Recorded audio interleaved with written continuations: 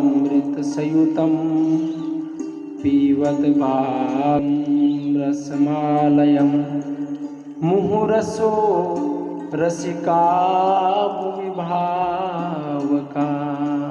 सुखदेव गोस्वामी के मुखारविंद से यह निकला भागवत। व्यासदेव ऋषि बुला रहे हैं कि आइए आइए सज्जनों, आइए इस भागवत रूपी रस को पीजिए, जो कोई साधारण व्यक्ति के मुखारविंद से नहीं निकला है।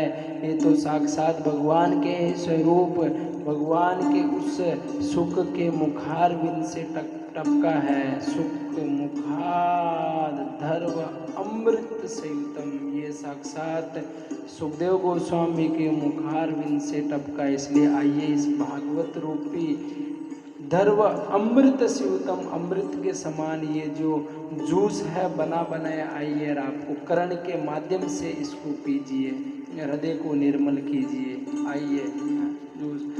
तो यदि किसी फल के ऊपर कोई तोता अपनी चोंच मार देता है, या उसी फल पर तोता अपनी चोंच मारता है जो बहुत स्वादिष्ट हो, बहुत मीठा हो या बहुत पका हुआ हो, तो इस भागवत रूपी फल पर शुक अर्थात सुखदेव गोस्वामी ने अपनी चोंच मारी हुई है। तो ये कोई साधारण नहीं है, तो पका पकाया है, इसके अंदर कोई अलग से कचरा नहीं है। जैसे आप आम का फल लेंगे तो उसके अंदर आप देखेंगे तो छिलका होता है, गुठली होती है, और भी बहुत कुछ निकल जाता है अंदर, कभी कभी तो कीड़े भी निकलते हैं, लेकिन यहाँ पर ऐसा कुछ नहीं है।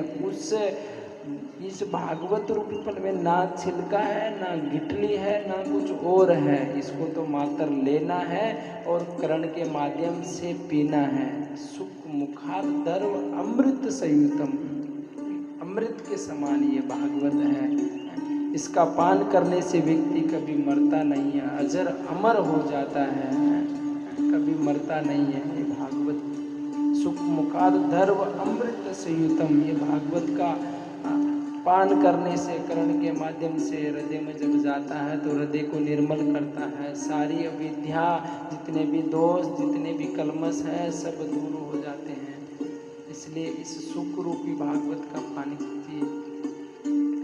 सुख जो है किसी साधारण फल के ऊपर या साधारण वृक्ष पे लगे हुए लदे हुए फल पे अपनी चोंच नहीं मारता है, जो पका हुआ उसी पे चोंच मारता है। एक बार ऐसे एक बहुत बड़ा बगीचा था, उस बगीचे के अंदर कई सारे बड़े बड़े पेड़ लदे हुए थे। उन बड़े बड़े पेड़ों के बीच में एक बहुत सुंदर बड़ा विशाल का एक वृक्ष, वट वृक्ष के समान बड़ा आम का वृक्ष है, बड़ी बड़ी टहनियाँ। उस बगीचे के अंदर एक बार एक घूमता घूमता बड़ा गिद्ध पक्षी आया और उस बगीचे के अंदर घूमने लगा, देखने लगा कि कहीं कोई पशु मरा है, कहीं कोई कुछ पक्षी पड़ा है, कहीं कोई मांस का लोथड़ा पड़ा है। आकर यही सब देख रहा, देखते देखते उस बड़े आम के बड़े वृक्ष की बड़ी सी टहनी के ऊपर आकर बैठ गया, इधर उधर नजर घुमा रहा है, बस यही देख रहा है कहीं कोई पशु पड़ा हो, मृत शरीर वाला मेरा भक्षण हो जाए, मेरे पेट की उधर की पूजा हो जाए, आज कुछ खाने के लिए कुछ मिल जाए। वहाँ पर इतने सुंदर सुंदर सुंदर फल लगे होते, उन फल के ऊपर दृष्टि नहीं जा रही है, मात्र कचरे के अंदर दृष्टि जा रही है। उसी समय एक बड़ा विशाल का एक चील भी वहाँ पर उड़ता उड़ता आया और उसी पेड़ की बड़ी सी टहनी पर को लिया और वहाँ पर बैठ गया। और वह चील भी विचार कर रहा, कहीं कोई पक्षी मरा हो, कहीं कोई पशु मरा पड़ा हो, कहाँ पर कोई छोटा जीव जंतु मरा पड़ा हो, कहीं कोई सर्प मरा पड़ा हो या कोई सर्प चल रहा हो, उसको मैं लूं, मेरे पेट का भक्षण हो जाए, आज मुझे भोजन मिल जाए, विचार कर रहा है। इतने सुंदर सुंदर वहाँ पर फल लगे हुए इस आम के पेड़ के ऊपर, लेकिन दृष्टि नहीं जा रही है। उसी समय वहाँ पर कई सारे कबूतरों का झुंड आया। कबूतर आकर देखने लगे कि कहीं से कोई कबूतरी आ रही है क्या, कहीं पर कोई कबूतरी यहाँ से जा रही है क्या, कहीं कोई कबूतरी दिख रही है कि मात्र बैठकर वहीं चिंतन कर रही हूँ, टहनियों के ऊपर बैठकर। उसी समय वहाँ पर इतने सुंदर सुंदर फल लगे हुए, लेकिन फल के ऊपर दृष्टि नहीं जा रही है। दृष्टि कहाँ पर जा रही है? कचरे के ऊपर जा रही है, गिद्ध पक्षी की दृष्टि भी कचरे के ऊपर ही है, मांस इत्यादियों के ऊपर। उस चील पक्षी की दृष्टि भी कचरे इत्यादियों पर है, और उन कबूतरों की दृष्टि काम इत्यादि को भोगने में लगी पड़ी है। और उसी समय एक छोटा सा सुख पक्षी वहां पर आता है, उड़ता उड़ता अपनी सरस्वती भिग्गी रूपी बुद्धि से उस वृक्ष की प्रदक्षिणा करता है, देखता है कौन श्रेष्ठ फल है, कौन अच्छा पका पकाया फल है। उस जाकर उस पके पकाए फल के अंदर अपनी चोंच मारता, और जैसे अपनी चोंच मारता है तो वहां से कुछ रस तो कूद ले लेता है, और कुछ रस बूंद बूंद बूंद बूंद करके नीचे गिरता। तो नीचे वहां पर उस जमीन पर, धरती पर रहने वाले चीटा चींटी इत्यादि छोटे छोटे जीव जंतुओं को, जो सुंदर टाइप के मलेच टाइप के जीव जंतु हैं, उनको भी वह जूस मिल जाता है। किरात हुणांद्र पुलिंद पुलकस आबीर कंक यवन कसादे ये नेच पापा यदुपाश्रयाश्रया सुधन्ति तस्मे प्रभविष्णवे नमः।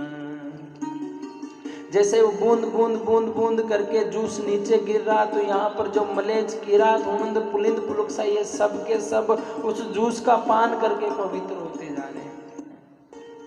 महाराज कभी इन छोटे छोटे जीव को वो जूस तक ना वो पहुंच पाते, फल तक कभी उनको मिलने वाला नहीं था, लेकिन उस सुख की कृपा से, उस सुख के चोंच मारने से वहां पर जितने भी चीटा जीव जंतु थे छोटे छोटे, सबको बूंद बूंद बूंद बूंद करके वह जूस मिल रहा है।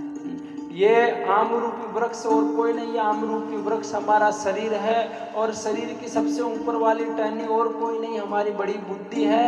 और इस बड़ी रूपी बुद्धि के ऊपर यदि कोई गिद्ध पक्षी आकर बैठता है और इस प्रकार का चिंतन करता है, तो महाराज केवल अपना स्वार्थ सिद्ध कर रहा है।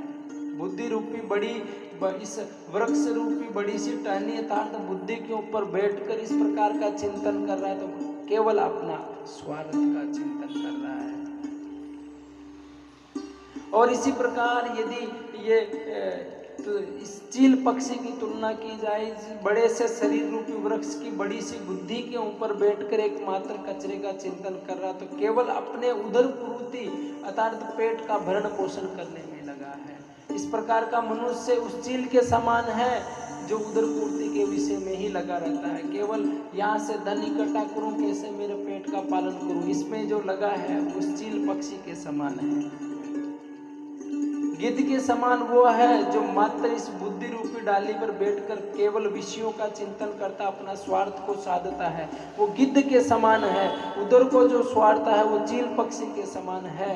और इस ऊपर बुद्धि रूपी टहनी पर जो बैठकर कबूतर कबूतरियों का चिंतन करता है, कंचन कामिनी कलेवरों कदम्बों का जो चिंतन करता है महाराज, वह उस कबूतर के समान है। जो मनुष्य केवल कामिनी स्त्रियों का चिंतन करता है, कलेवरम अर्थात शरीर का, कदम्बों का चिंतन करता है, यहाँ से सब कुछ मिले वहाँ से ये मिले, तो वो उन कबूतरों के समान है महाराज। और जो इस शरीर रूपी इस बुद्धि की टहनी पर बैठकर जो फल को चखता है, औरन को भी चखाता है, वो महाराज गुरुदेव सुखदेव गोस्वामी के समान है। वो कोई साधारण नहीं, वो तो सुखदेव गोस्वामी के समान है, जो खुद तो पवित्र होते हैं औरों को भी पवित्र करते हैं। सुखदेव गोस्वामी ने खुद भागवत कही, आज हजारों लोग भागवत को सुन रहे हैं। बड़े बड़े किरात, हुणांद्र, पुलिंद, पुलुकसा, आबीर, कंका, यवना कसादे, ऐसे ये नीच जातियां भी आज सुन सुनकर पवित्र हो रही है।